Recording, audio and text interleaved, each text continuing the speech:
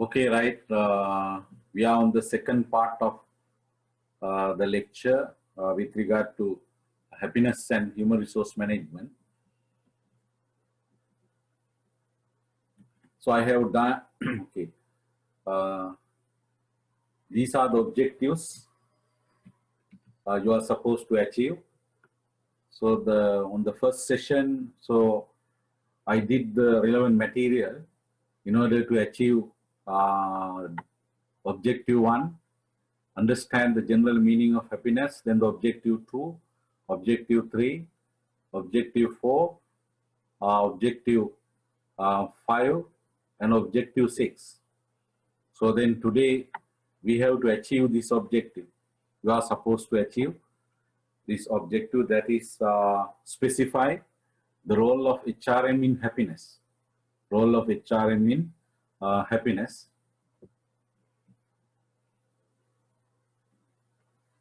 So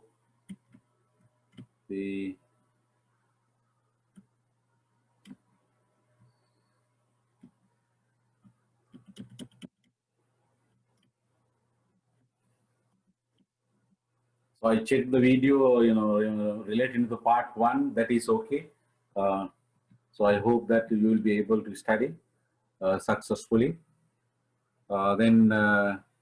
Yes, before going to deal with this role of HRM in happiness, let me summarize what we have done.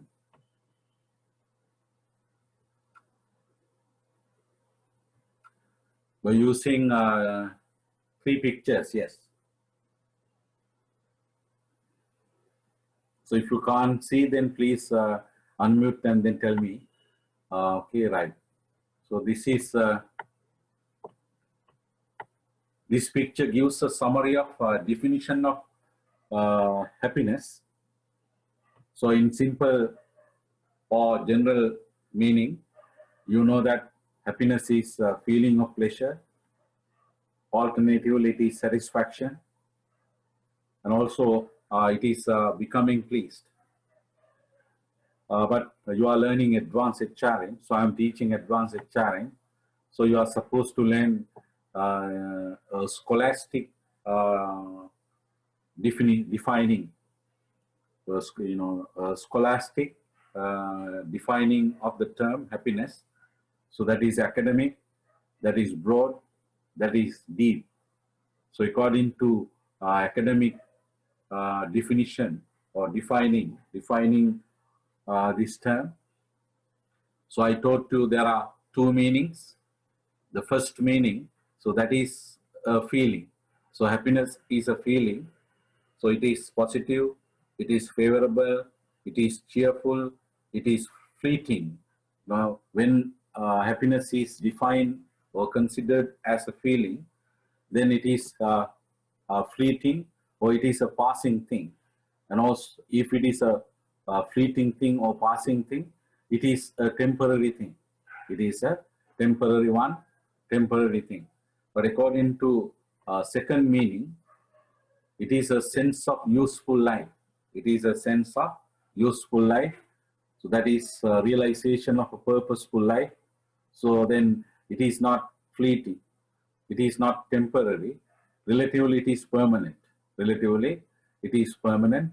So both meanings we have to consider under this topic, happiness and HRM. So more importantly, a sense of useful life, a sense of useful life. Okay, then have a serious look at this figure also. That gives a summary of different types of happiness that I taught you in the part 1, right? So happiness. So mainly the happiness has 2 aspects. First one is hedonic happiness. Then second one is eudaimonic happiness. Eudaimonic happiness. So then under hedonic happiness, I taught you 2 things: AHH, affective hedonic happiness, and cognitive hedonic happiness. So affective relates to mainly feelings. Then cognitive relates to thoughts. So if you refer to the note and if you listen to the video, definitely you will be able to get that expected understanding. Then under AHH, affective hedonic happiness. So I discuss about hedons and dollars. So hedons are more than dollars. Then there is AHH. Hedons means units of pleasure. Dollars means units of pain. So when units of pleasure exceed units of pain, then there's a surplus. That is AHH, affective hedonic happiness. So under this, we increase pleasure and we reduce pain. We increase pleasure, we reduce pain. Okay, this one, cognitive hedonic happiness, it has 2 parts. First one is global life satisfaction, overall life satisfaction, and the second one is dimensional life satisfaction. So under dimensional, under dimensions, we have here work, then family, finance, social affairs, education, religion, recreation, and others. Recreation and others. So then, second main aspect of happiness is eudaimonic happiness, psychological well-being. PWB stands for psychological well-being. So you can remember, I hope, or you have to remember it by studying again, right? Then self-acceptance, positive relations, autonomy, environmental mastery, purpose in life, and personal growth. So these 6 things come under psychological well-being. Then we have the professor, very famous eudaimonic theory of happiness is Professor Seligman's theory of authentic happiness. So under authentic happiness, there are 3 types of life: the pleasant life, the good life, and the meaningful life. So if you have all these 3 lives, then you will have full life. So if one is missing or 2 are missing, then you will have empty life. So normally we don't expect empty life from you. We expect you to have full life. That is composed of these 3 specific lives. First one, pleasant life. Second one, good life. And third one, meaningful life. Dear students, please refer to my note and then read my video to understand the meanings and descriptions, explanations, all of all these, right? Then I am giving now a summary. Okay, I am giving now a summary. So therefore, I am not supposed to describe and explain today these things. Already I have done this. Then under eudaimonic happiness, there is another type. Third one, ALGA approach. So that is my theory indeed. That is my theory, ascertain life goals approach. Ascertain life goals approach. Okay, then I will show you, I'm going to show you the third figure under the summary, under what we have done, what I have done in the first part, yes, part 1 of this topic, which is on happiness and HRM, right? So this is, according to my understanding, this is my theory, ascertain life goals approach, ALGA. So then according to this approach, the general goal of life is happiness. So we consider happiness is the general goal of life.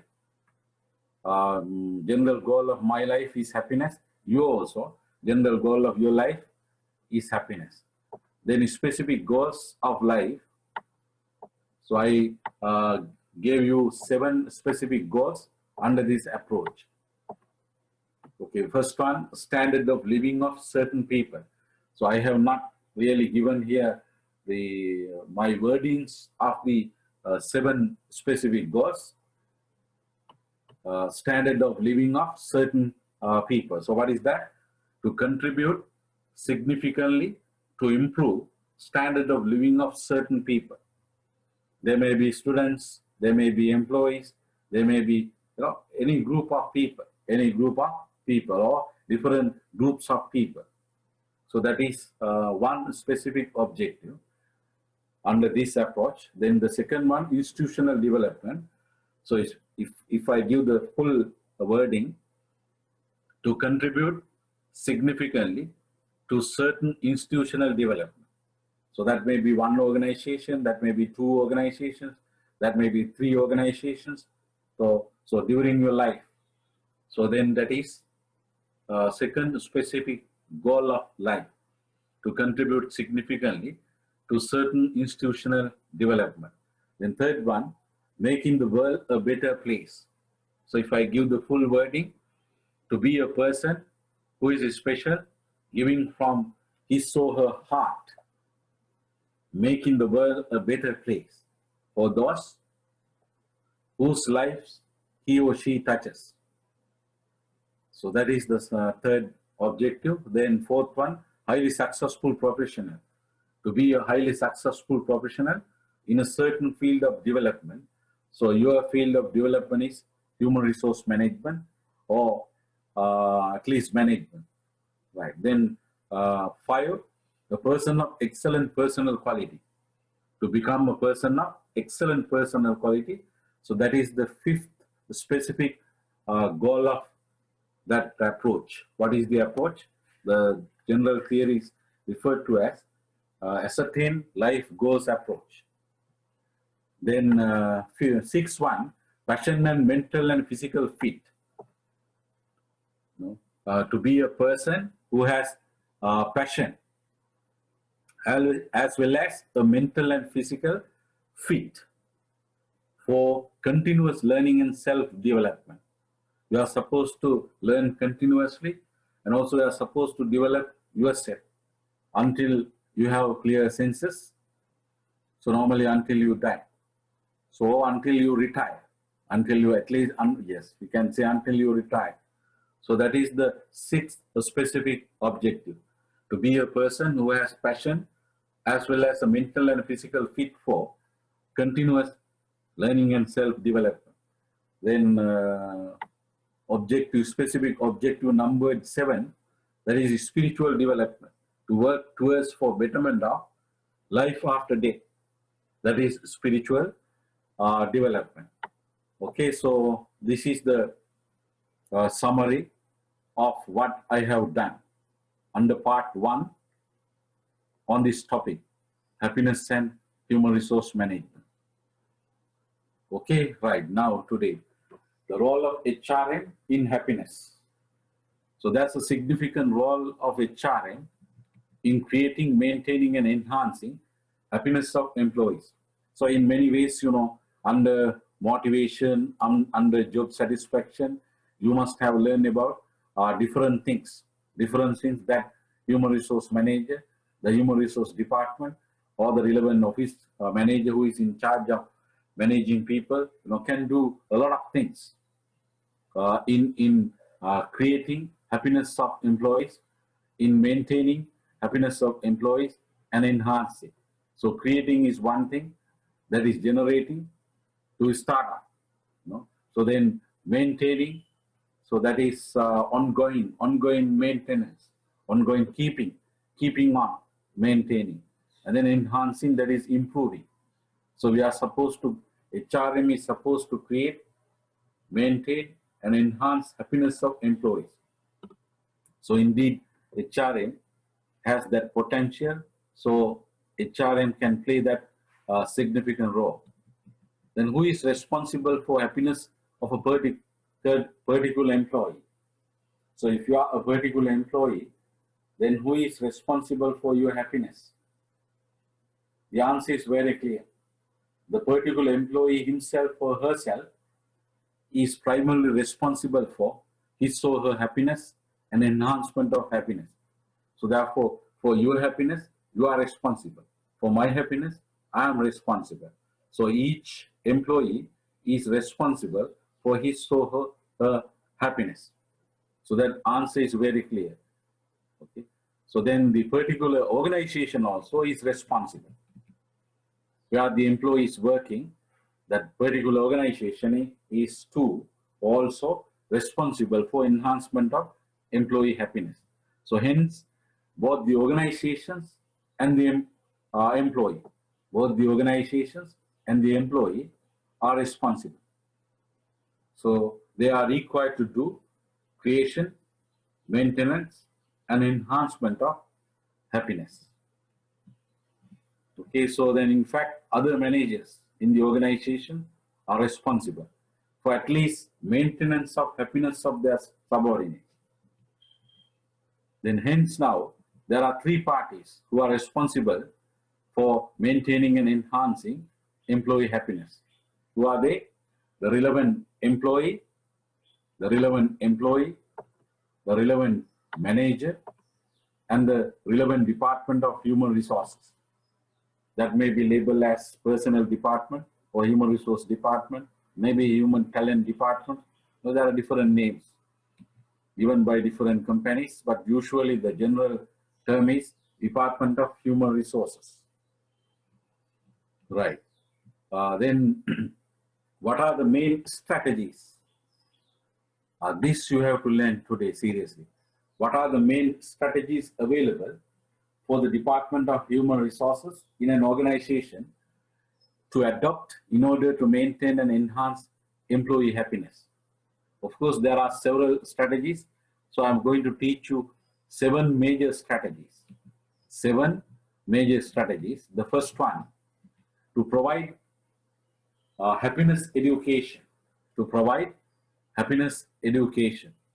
So happiness education will result in that the right knowledge, skills, and attitudes of happiness are acquired by the employee. So of course, you are highly familiar with this term education. So basically under education, we give 3 things. One is knowledge, the other one is skills, and third one is attitudes. So therefore, in order to lead successfully a full life, not an empty life, can you remember? According to the authentic model proposed by Professor Seligman, there are 3 types of life: pleasant life, good life, and meaningful life. This is a common theory. So therefore, you ask if you are an employee or in future definitely will be an employee. So then you will be able to lead all these 3 lives.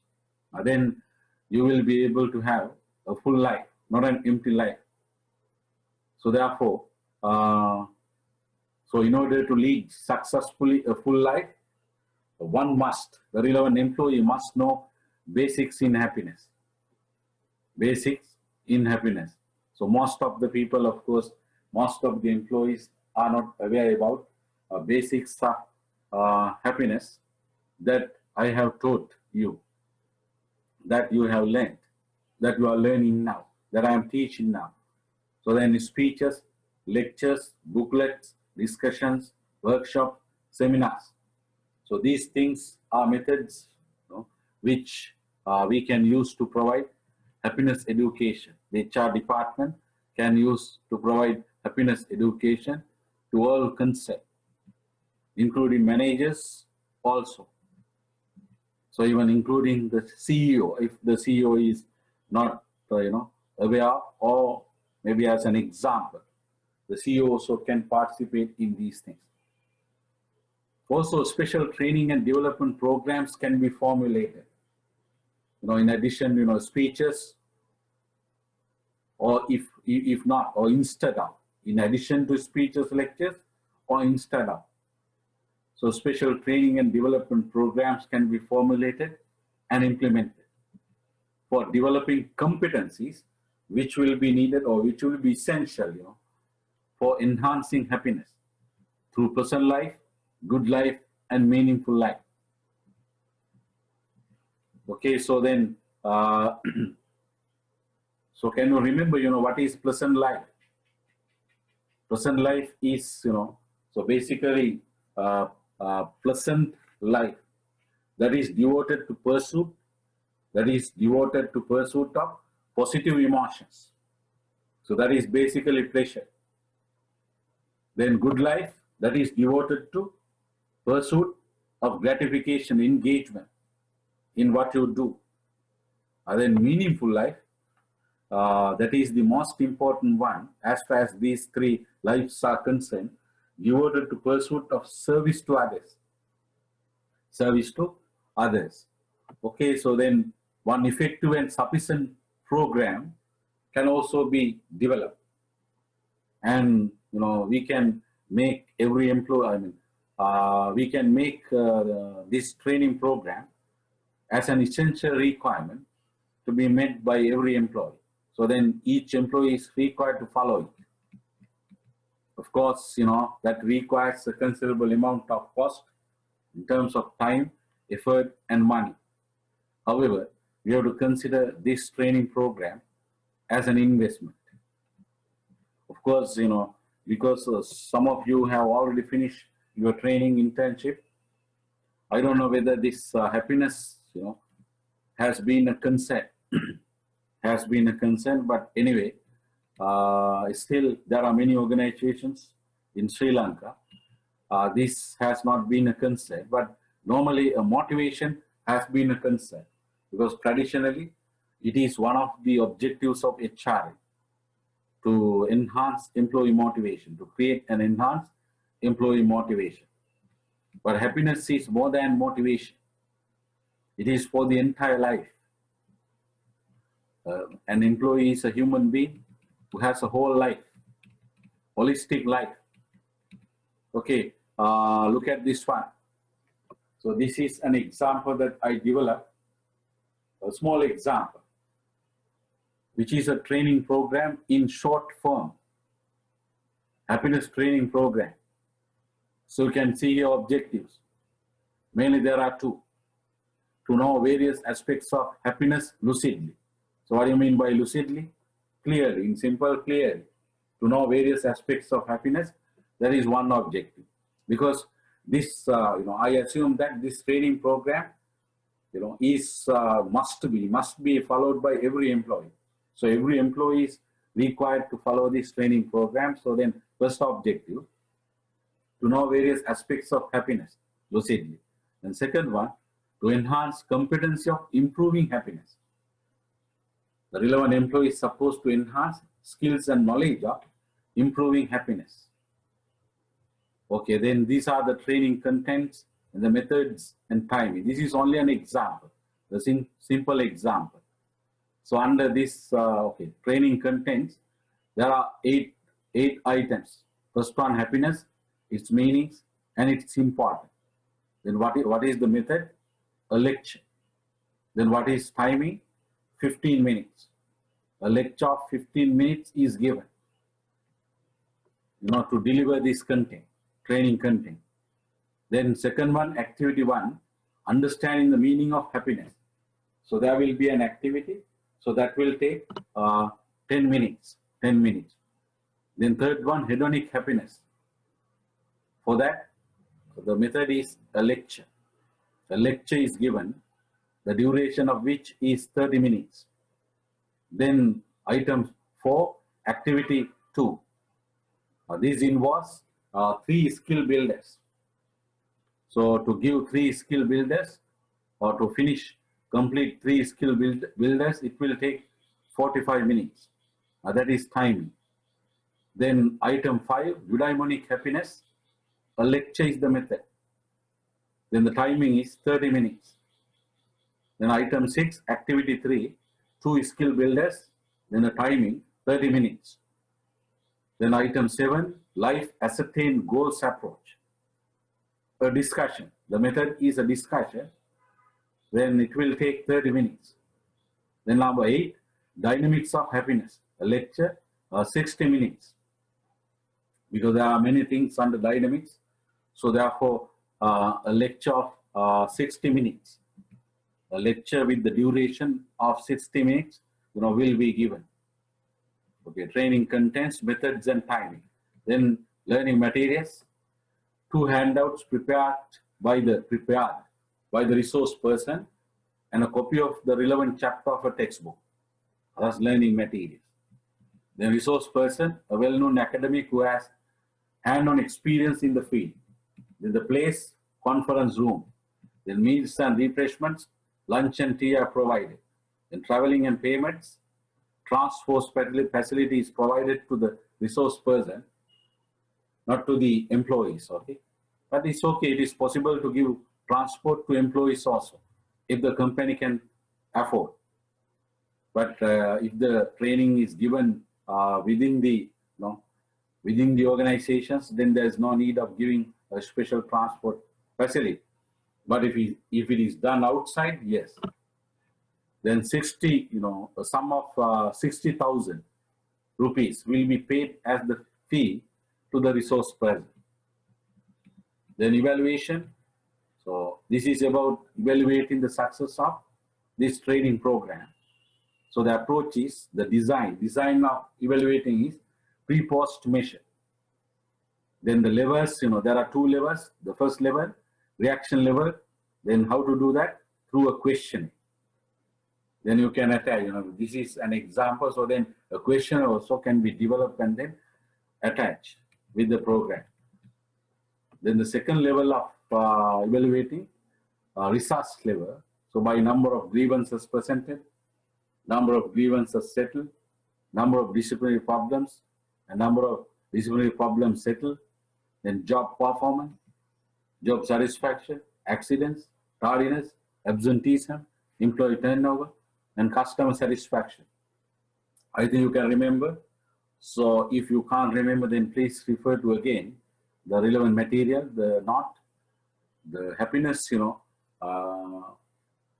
because of happiness, the job performance, job satisfaction, accidents, tardiness, absenteeism, employee turnover, and customer satisfaction will get changed.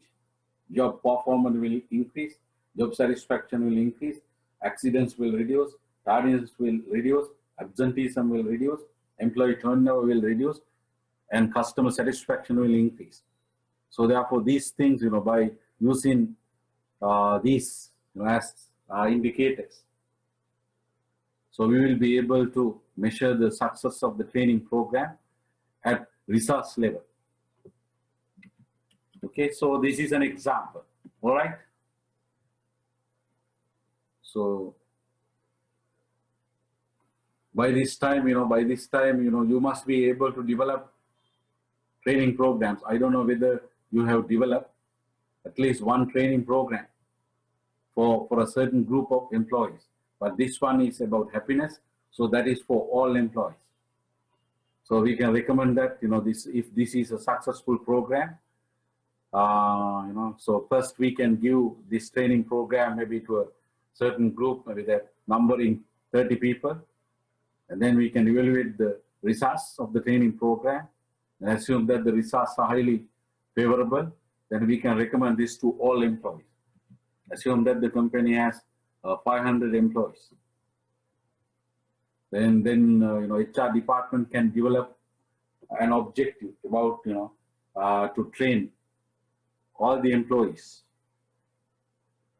on this happiness, right? If you have any questions, you can raise.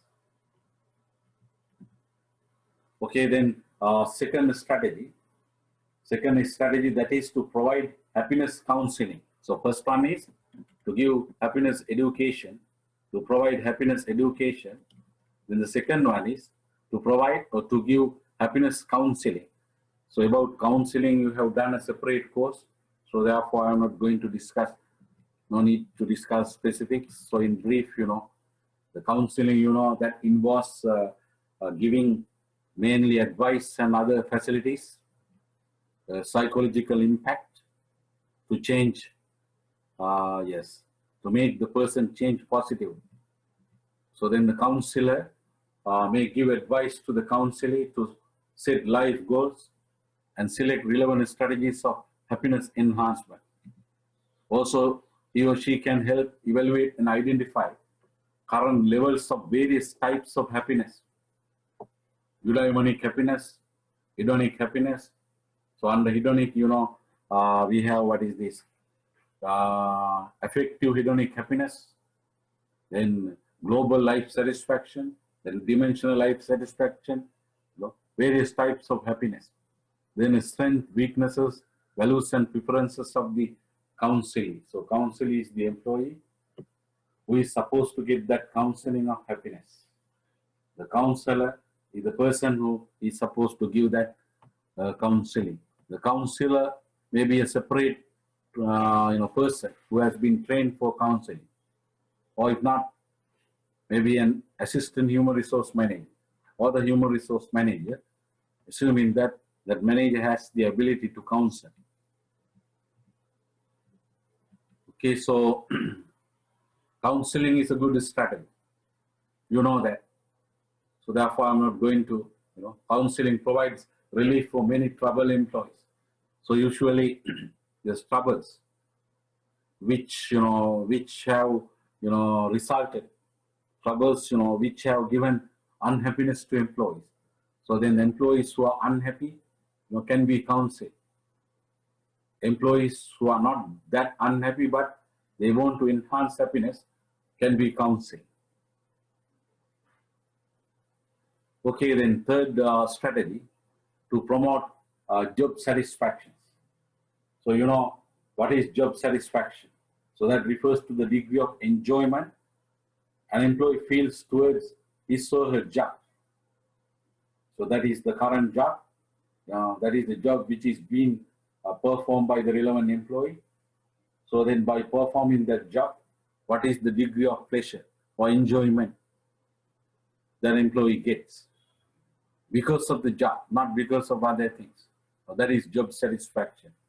So you must have learned about this under several topics, maybe under different subjects, on the organizational behavior, the subject, when psychology, counseling and psychology, like when you're right.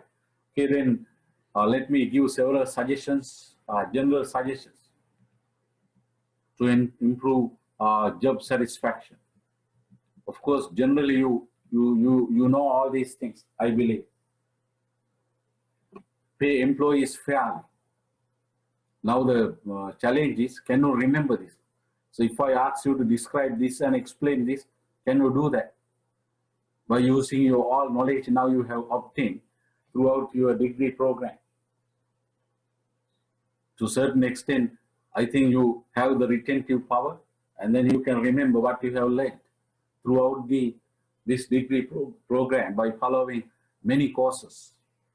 Number may be 38 or 40, including these two subjects now we are taking in this final semester, the second semester of the final year, fourth year. Pay employees fairly. Can you remember? Fairness.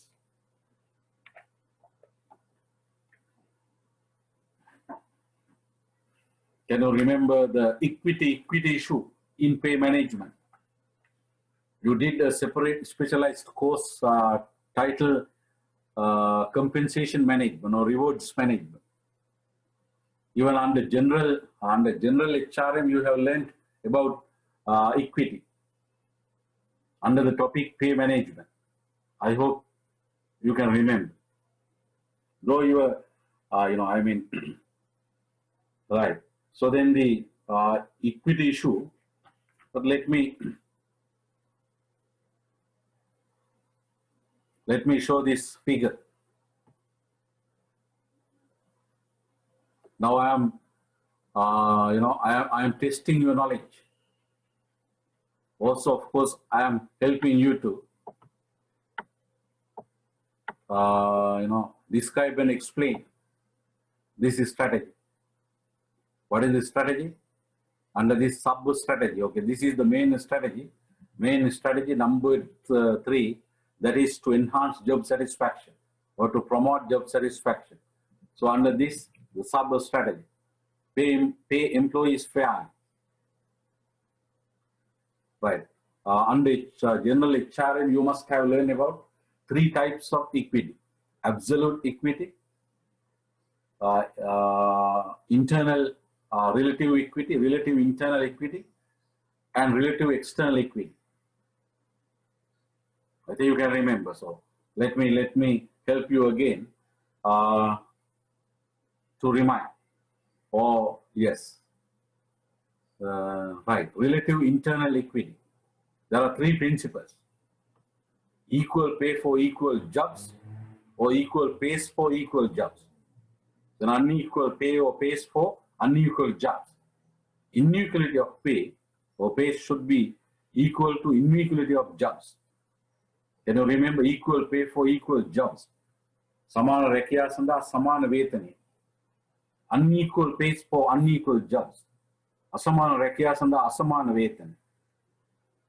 Inequality of pay, වේතනයේ අසමානත්වය, should be equal to inequality of jobs. රැකියාවල අසමානත්වයට සමාන විය යුතුයි. Can you remember? Right. Okay, now let me give this example. We can take this as an exercise, for you under today's lecture. Right. So have a serious look. So here there are four jobs. HR executive, assistant human resource manager, HR director manager, finance director manager. Okay, so here you can see the salaries. Salaries given to the four jobs: 75,000 rupees, 1,50,000 rupees, 3 lakhs, and 3 lakhs. Okay, then the first principle: equal pay for equal jobs. Right. So these two jobs assume are identical and equal: human resource manager and finance manager. Then you can see the same salary, 3 lakhs. That is the salary given to being paid to the job of human resource manager. The same is being paid to the job of finance manager. Okay, so equal pay for equal jobs. Then the second principle is unequal pay for unequal jobs. Okay, now draw your attention to these three jobs. These three jobs are not equal. They are unequal jobs: HR executive, assistant human resource manager, and HR director. Unequal. Then because they are unequal, salaries are also unequal. For these 3 lakhs, for this one, the job of assistant human resource manager, 1,50,000. For the job of HR executive, 75,000. Okay, so therefore, unequal pays for unequal jobs. So then second principle is met. Then the third principle: inequality of pay should be equal to inequality of jobs. Yes, inequality of pay should be equal to inequality of jobs. Okay, all right. Then the example, right? Try to understand that third principle. That is more difficult for some of the students. Okay, assume the relative worth of this job. The HR manager 4.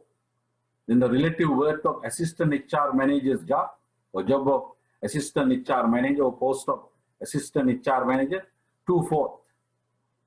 Then relative worth of the job of HR executive 1/4. Alternative a quarter.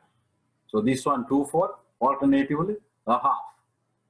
How do you get these relative values? Can you remember? Through job evaluation. Through job evaluation.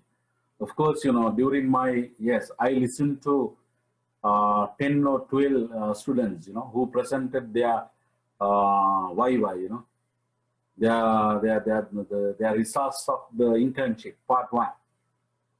So I didn't find any organization, which has done job evaluation. So I hope, I don't know about you. So, but anyway, please, never forget that learning of job evaluation. That is a very useful learning. So that's why even in the government sector, even in the private sector, we have many issues regarding this pay. Then there are many workers who are moderately happy. There are many workers, there there are many workers, maybe many workers, or a considerable number of workers who are unhappy about salaries. Right. Okay. So then let me further describe and explain this one. The job of the job of human resource manager. This job is more important than this job by 4 times. That is HR executive. So the job of human resource manager is more important than the job of HR executive by 4 times. Then the job of human resource manager is more important than the job of assistant human resource manager by 2 times. By 2 times. Now you can see the salaries.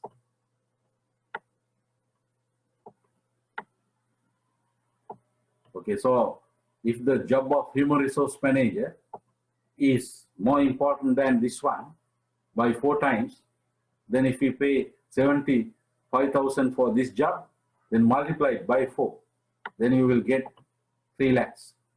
I think you can understand. Then this one, 2 times. This job is more important than this job, but that is assistant HR manager by 2 times. So if you pay 1,50,000 for this job, that has to be multiplied by 2. That is 3 lakhs. In simple, if we pay 100 for this job, then we have to pay 50 for this job and 25 for this job. I hope you understood. Then another concept is external relative equity. So this is an example. So I think I don't know whether I am supposed to deal with, but anyway, I am making you remember relative external equity by giving an example perhaps which is not known to you. Relative external equity. So then what is this one, the external, relative internal equity? That's the extent to which the job is related to relative worth of jobs, which are determined by job evaluation. Job evaluation can be done by using quantitative methods or qualitative methods. Under quantitative method, you must have learned factor comparison method and point system. Under qualitative methods, you must have learned about job ranking method and job classification method, grading method, alternatively. Okay, so this is about a relative external relative equity. That's the extent to which the pay given by a particular organization to a particular job is identical to the pays given by similar organizations to the similar jobs. Relative external equity. Assume how many people are here. There are 5 employees. What is the relevant job? Only one job, production assistant. Then you can see, 5 different salaries. Salaries are different, not similar, not identical, at least approximately. This employee doing the same job, that is production assistant, is getting 50,000 as the salary. This one, 40,000. This one is getting 30,000. This one is getting 25,000. This one is getting 20,000. Then how firms, this person is working for the firm A, this person is working for the firm B likewise. There are 4 firms, companies. Then our assumptions here, JD's, job descriptions of the job, only one job, production assistant, but there are 5 production employees, production assistant employees. They are doing the same job. So then the job descriptions in the 5 organizations for this job are similar, assume. Then affordabilities are also similar. That means all the 5 companies, can afford 50,000. Not 20,000, 50,000 can afford, assume. But based on these 2 assumptions, right? So then Okay, we can, so I'm going to explain now the external equity. So is there external equity here? So if so assume our company is firm A, then our employee is here, who is getting 50,000 as the salary. But consider this employee, only 20,000. So then this employee's pay does not have external equity. This employee's pay does not have. So therefore, in this example, relating to pays, there is no external equity. Even from the point of this organization, firm D, so we can say the pay doesn't have external, adequate degree of relative external equity. Then from the point of firm C, we can tell yes, the pay given to production assistant is not identical to pays given to production assistants who are similar, working for other similar organizations, maybe in the same industry or somewhat similar industries, related industries. Okay, so then because of the fact that there is no relative external equity, there can be many problems. This employee, you look at the face of this employee, very unhappy. This one, unhappy. This one, neither happy nor happy. Neither unhappy nor happy. This one happy. This one very happy. Because this one is getting the highest pay. This one is very unhappy because this one is getting the lowest pay. Okay, so then absolute equity. So can you remember the pay here, what do you mean by absolute equity? That's the extent to which the pay has the capability of meeting cost of living. Cost of living. If the pay can meet the cost of living, there is absolute equity. If the pay cannot, there is no absolute equity. So under compensation management, that specialized subject, you must have learned this absolute equity by using an alternative term, that is primary equity. Primary equity. So here, so if pay is higher than cost of living, yes, of course, there is more than absolute equity. If, pay is lower than cost of living, there's no absolute equity. Okay, right. So anyway, I'm not here, teaching the compensation management, but anyway, because there was a relevance, I hope you understood. So therefore, we have to pay employees in the way that is fair. So that means the pay must possess an adequate degree of absolute equity. Pay must possess internal relative equity. Pay must possess external relative equity. Okay, then provide pleasant working conditions. I think under the subject, again, going to your memory, under the subject, specialized subject compensation management, you must have learned another type of equity, that is inputs equity. Okay, right. Then provide pleasant working conditions. And third one, match employees to jobs which fit their interest. They design jobs to make them satisfying, through incorporation of task identity, task significance, task variety, autonomy, and feedback. I think you can remember. Job characteristic model, can you remember? Proposed by Heckman and Oldham. Professor Heckman, Professor Oldham. Job characteristic model, which I hope I taught you. If I taught you the specialized subject, that is the staffing, human resource planning and staffing. Okay, then provide incentives for excellent job performance. Provide incentives for excellent job performance. So this is a very important thing to make, especially excellent employees happy. Then provide a flexible welfare or benefit system that allows the employee to select the facilities and comfort which match their individual needs. This one, I don't know whether you have done it. Therefore, I thought of describing and explaining this one. Provide a flexible welfare or benefit system.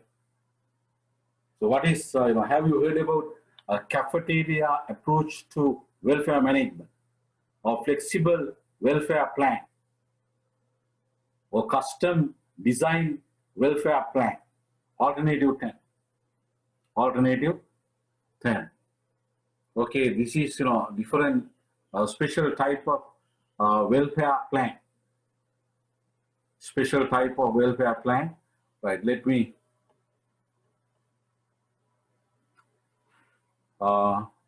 give an example, right? So, okay, draw your attention to this table. Hypothetical welfare packages selected by 2 employees. Right. Okay, before that, normally under normal welfare packages, we assume that welfare needs of all employees are similar. Then the particular organization gives a package of welfare facilities. So that means, the particular organization gives various welfare items, assuming that all employees are going to use them. But genuinely, in many situations, in many organizations, that is not true. Then what is true is this: different employees have different welfare needs. If different employees have different welfare needs, generally accepted welfare plan is not workable. It doesn't work. It doesn't make employees happy. It will make employees unhappy or averagely happy.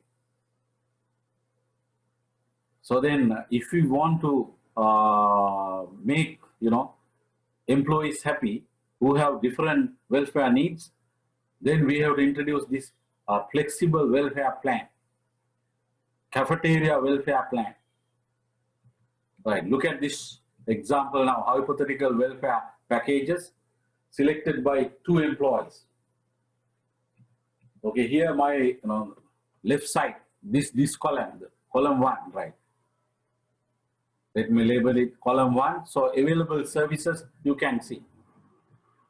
So what are the services? Gift voucher for New Year in April. That is first item. Then gift parcel of school uniform material and stationery. Second item. Third one, medical reimbursement allowance.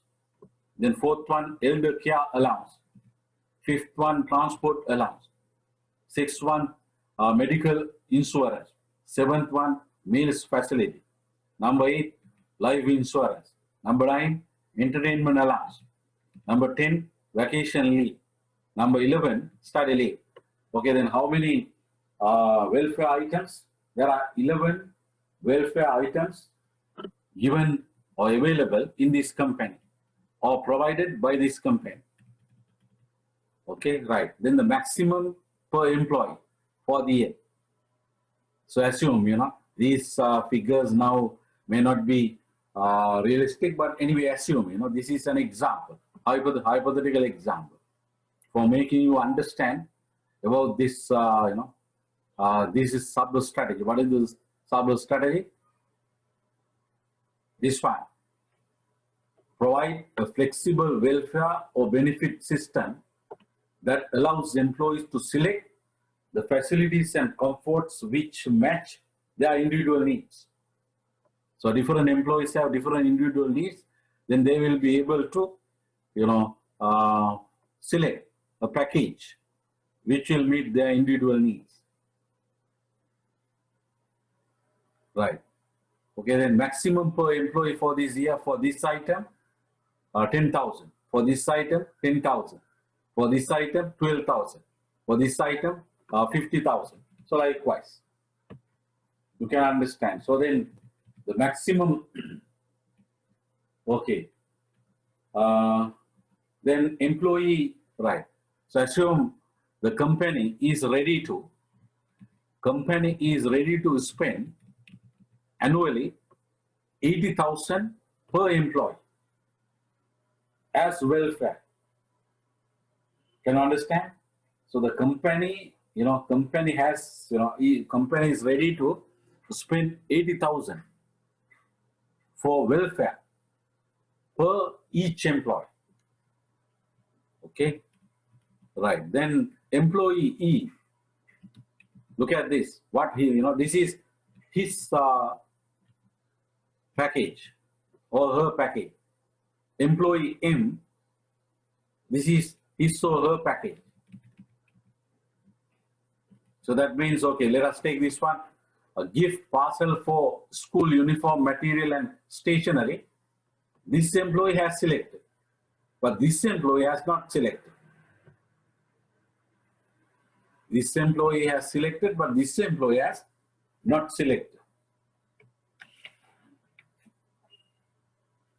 Can you understand? Try to understand. Okay, so maximum value of welfare package in this example per employee is 80,000 for the year. According to the table, so you can see although the company gives 11 welfare facilities or welfare services, employee E, so assume a clerical employee, wants to get 9 services. Employee 1, 2, 3, 4, 5, 6, 7, 8, 9. 9 services. Not this one, 11. So 11 is has not been selected. 4 has not been selected. Right. Then this employee, assume that employee also is a clerical employee who wants to get only 6 services. This one, this is the first one. Then not here, not here, not here. This is the second one. Then third one, fourth one, fifth one, sixth one. So only 6. Then the total value, of course, will be 80,000. This one also, it has 9 items, but the total value is 80,000. Because an employee can enjoy only 80,000. Welfare, employee can enjoy welfare, the value of which is 80,000 rupees. Okay, so then assume employee E, this one, employee E is a married person with 2 kids who are schooling. And her age is, assume, female, her age is 43 years. Then employee M, assume, is an unmarried person who is studying for a diploma in business administration, and he, this employee is a male, so his age is 25 years, assume. Because E is a mother of 2 kids who are going to schools, and who prepares, assume, who prepares her usual meals. In a mother, mother does in usual meals. She wants gift parcel of school uniform because he has children, 2 kids who are schooling. So then this employee wants this one. But this employee is not married, has no kids, so then this employee doesn't need this one. Understood? Also meals facility, this one, right? What is this transport allowance, meals facility, meals facility.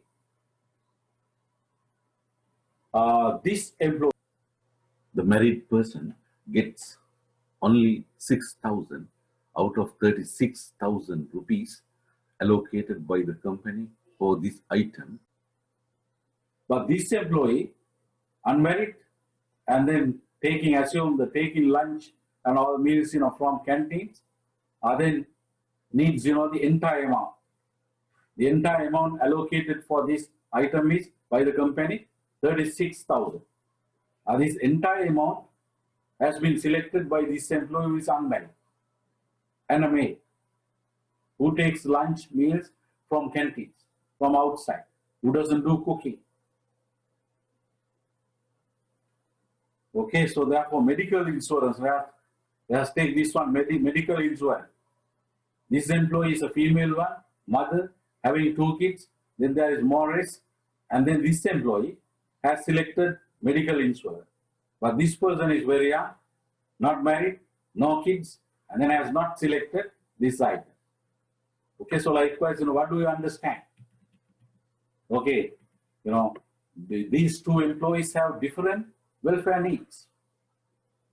Then this employee has selected this package that will meet her, her individual welfare needs.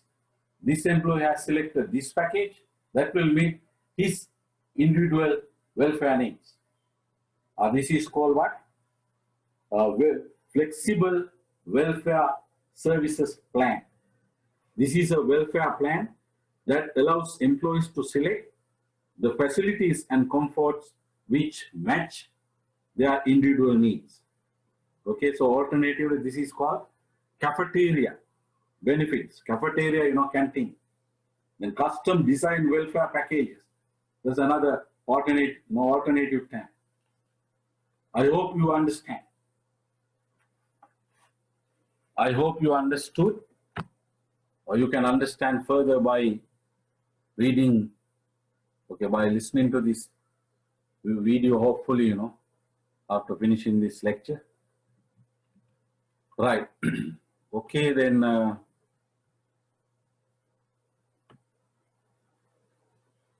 provide alternative work schedules to assist work-family balance. Telecommuting, job sharing, work sharing, flexible work hours. So you know that. Then sub-strategy under the main strategy, number 3, to promote job satisfaction. Yes, to promote job satisfaction. So what is this one? Take some broad supervisory actions, such as providing effective leadership, encouraging upward communication, acting on suggestions made by employees, keeping employees informed on important matters. This is very important, Many people become unhappy if this is lacking. Keeping employees informed on important matters. Being sensitive to the needs of employees, treating employees with respect, hiring capable co-workers, otherwise problems to other workers, then protecting employees from discrimination on job. So assume we are paying a lower salary to females, higher salaries to males, and then discrimination. Discrimination. A lower salary to elder people, higher salary to young people, discrimination. And finding win-win solutions to conflicts. And encouraging creativity. Okay, so these are some broad supervisory actions. So that I have mentioned here, sub-strategy, number 8. Okay, hopefully you understood all these 8. So you must be able to describe and explain. Then you will understand that, these things, will contribute to increase eudaimonic happiness and hedonic happiness of employees. Okay, now, right, 4th strategy, 4th major strategy to generate and enhance job involvement and organizational citizenship behavior. Job involvement, usually we call the popular term is now employee engagement. Then OCB, organizational citizenship behavior.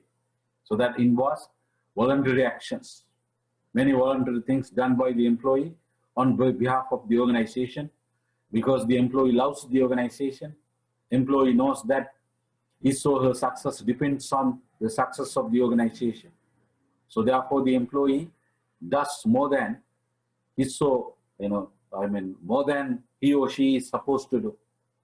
The employee who has high level of organizational citizenship behavior does more than what is supposed to be done, more than the job description. Assume job description has 5 duties, the employee does more than 5 duties. But others are voluntary, they are not really duties. Let me say voluntary things, yes. Okay, so therefore I'm not going to spend time, these things you must have learned. Right, so therefore, if we generate an enhanced job involvement in organizational behavior, the people will enjoy, the people will become happy. So especially there are people who want to serve for others. So then they will be able to lead that meaningful life that is for others. Under OCB, people, people can help others, co-workers. Then number 5, major strategy for enhancing employee happiness, to promote personal character. Of course, personal character, you must have learned this, under one subject called, personal quality. Yes, personal quality enhancement or personal character and responsibility, social responsibility. To promote personal character. This is about morality that has virtues and vices. That's the extent to which you possess virtues and vices. So definitely if we promote personal character, that will lead to enhance all the 3 parts of full life: pleasant life, good life, and meaningful life. I can explain further, these, I hope, you can understand. Then to adopt Maslow's theory of motivation. To adopt Maslow's theory of motivation.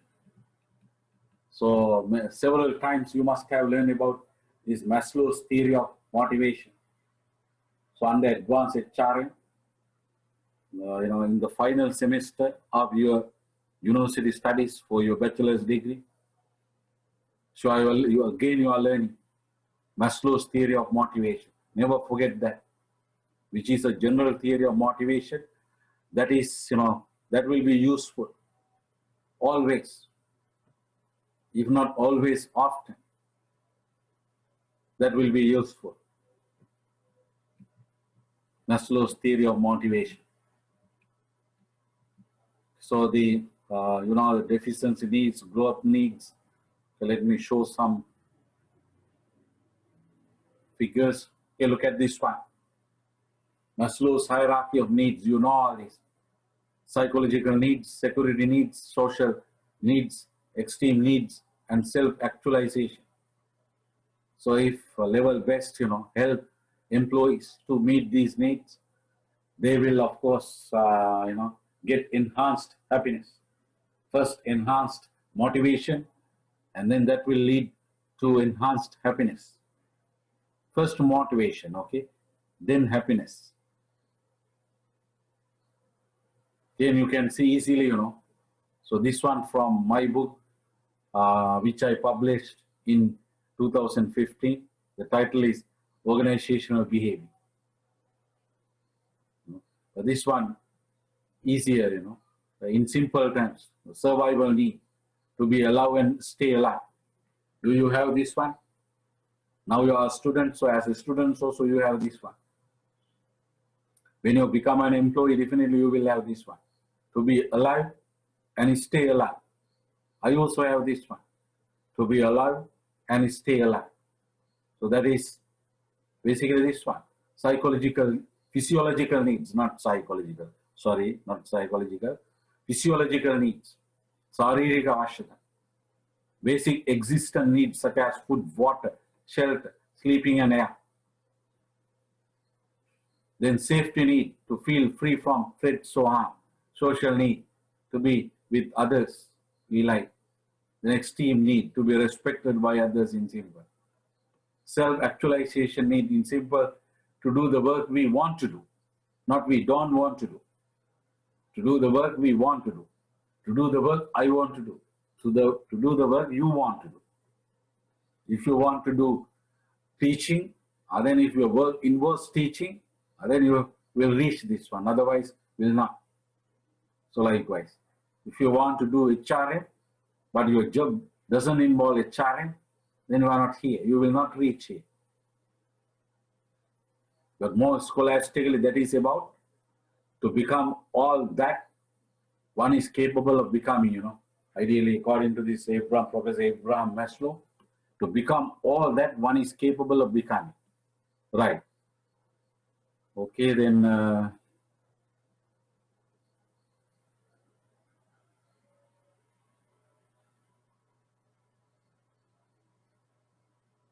Right, look at this one.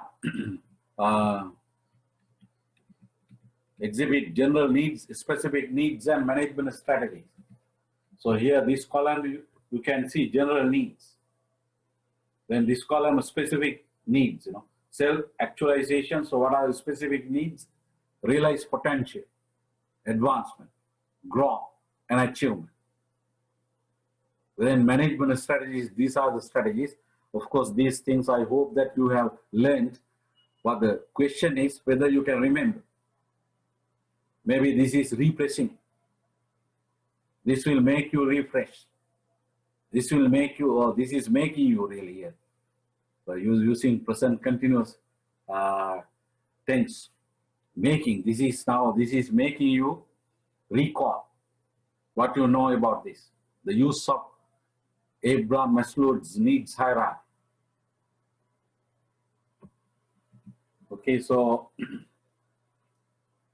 if you, for example, this one, you know, this one, social needs, right? Self-respect, so extreme one, self-respect, approval of others, status, recognition, prestige. Then from HRM, you know, we can do serious performance evaluation to give self-respect, approval of others, status, you know, bigger status, recognition. We can select the best employee of the year in terms of job performance. Then the second best. Or if, you know, if there are several employees who are really best, then we can select top 10. Rather than selecting one as the best, we can select, right, top 10 employees. Then there will be an opportunity to, you know, 10 employees as, you know, being recognized, yes, being recognized as top performers or high performers.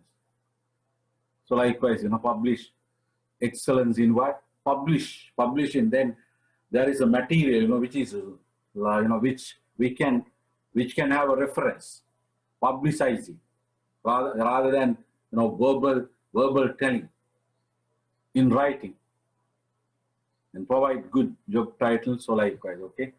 I hope you know this. So therefore, okay, then number 7, to promote the major strategy for creating, maintaining, and enhancing employee happiness.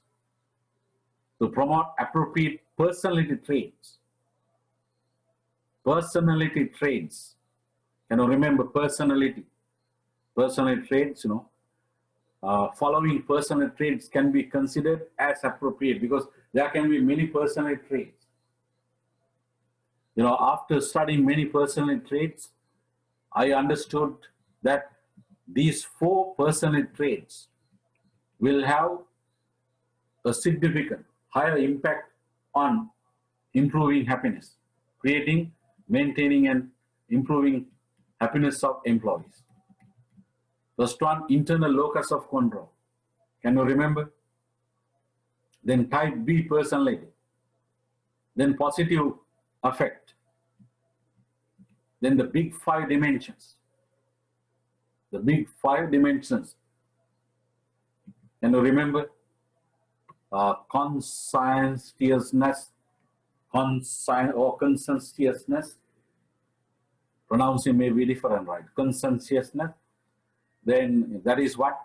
Being very careful and thorough to do one's work properly. An extraversion, being open, expressive, gregarious, and lively. Then agreeableness, being cooperative and warm.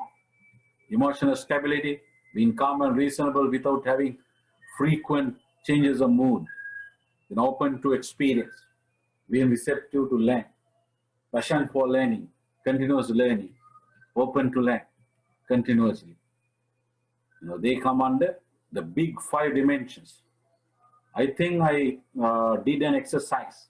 I think I did, yes, exercises, one exercise for each internal locus of control. This one also I did. This one also I did. This one also I did. Can you remember? The challenge is remembering. That's why, principles of repetition, principles of intensity.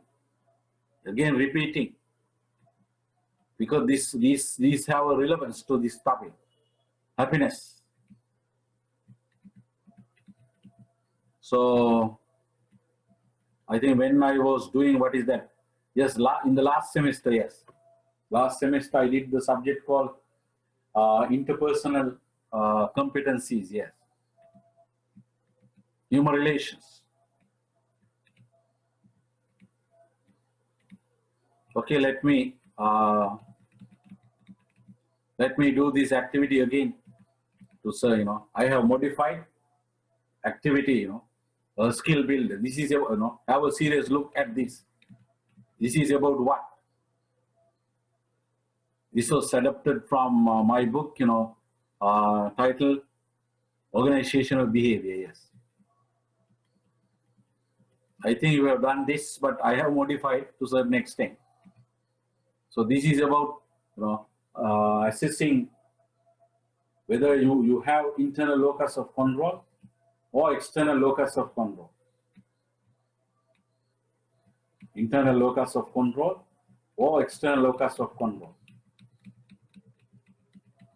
Right, let me complete by myself, by considering me, or by considering I, yes. By considering myself, now I am going to fill this one. So then please draw your attention, and then you can do yourself later. Locus of control. And hard working does not lead to job success.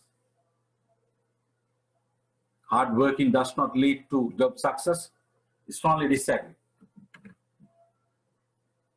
My destiny depends on what I do. Strongly agree. Strongly agree. Then powerful people are not essential for achieving success in my life. Powerful people are not essential for achieving success in my life. Indeed, yes. When I am right, I can control others. Okay, powerful people are not essential. Strongly agree, right. When I am right, I can control others. Strongly agree. Success of a marriage depends on my ability to manage it, not on luck. Strongly agree. Prosperity of a life depends on luck. Prosperity, saubhagya, samurdhi. Prosperity of a life depends on luck.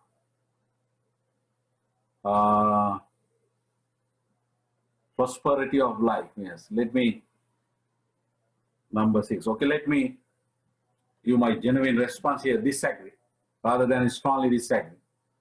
Then the grades of my qualifications are results of my hard working, smart working, and persistence. Strongly agree. Sometimes, I agree, but averagely strongly agree, yes. There's a big role for luck and others to play in giving success on my work life and personal life as well.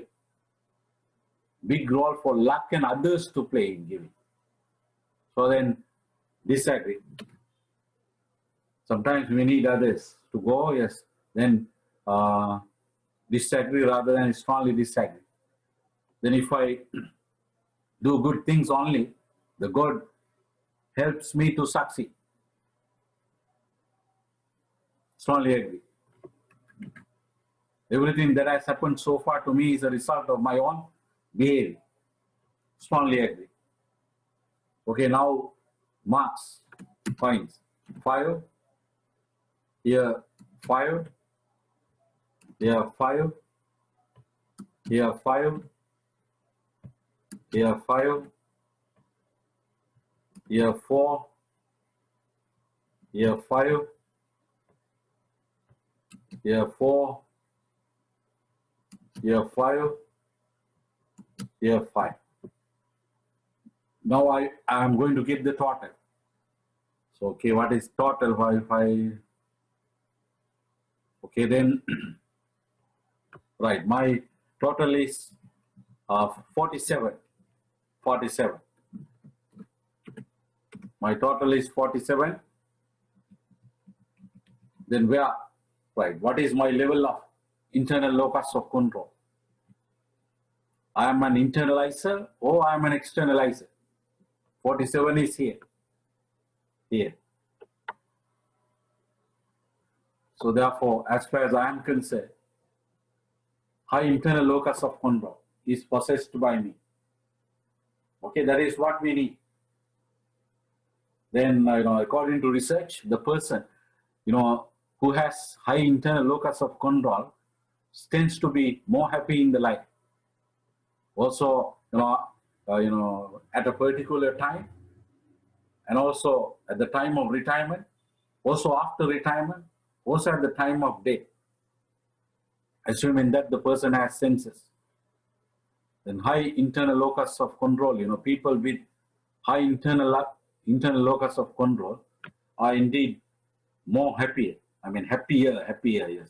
Happier than the people who don't have. Who have high external locus of control. That is not needed. Okay, you do yourself.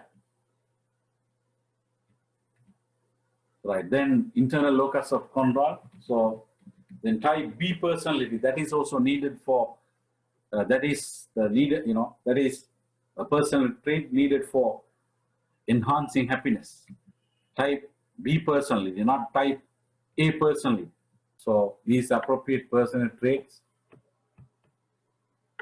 which need to be planted and enhanced within the employee will contribute to.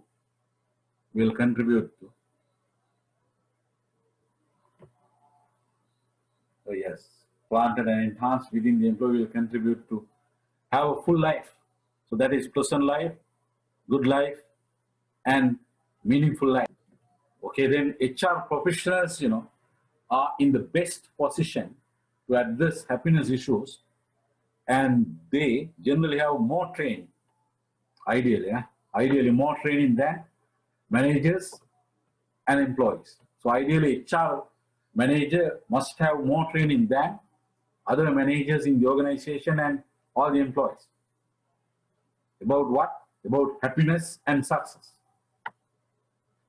About happiness and success. And can train others in creating and enhancing happiness. That means ideally the HR manager has more capacity, more competence to train others on creating and enhancing happiness. So therefore, the HR manager needs to be genuinely and educatedly concerned with enhancement of happiness. Especially HR manager should accurately understand happiness, its components and dynamics. Then second one, should ascertain the requirements for hedonic happiness and eudaimonic happiness and strive to meet them. So if we study the full knot, you will be able to ascertain the requirements for hedonic happiness and eudaimonic happiness definitely. I have covered all this in the knot, also from the lecture. Then third one, should convince the top manager about the importance of happiness by using theoretical perspective and empirical perspective, by using theories and also evidence, empirical perspective. Convince the top manager about the importance of happiness more than motivation. Happiness is more than motivation. Motivation is not holistic. Happiness is holistic. Motivation is maybe frequently for the work, but happiness is for the work and also for the non-work. If the top manager takes the initiative to start happiness programs, then give the fullest support to him or her through communicating with training of and rewarding the relevant employees. So developing communicating schemes, training schemes or programs, and rewarding programs should develop a culture. Nowadays, I came to know that before the corona, I came to know that World HRD Congress, was planning to have a separate conference on happiness. But I don't know whether it was possible for that organization to conduct or finish this conference on happiness because of corona, unfortunately. So there may be separate conferences exclusively on happiness, indicating the timely the importance or criticality about this topic. They should develop a culture that shows that employee happiness is valued and encouraged to enhance to the possible extent. Then should be a person of happiness. Of course, the HR manager himself or herself should be a person of happiness. Then it gives a good example for others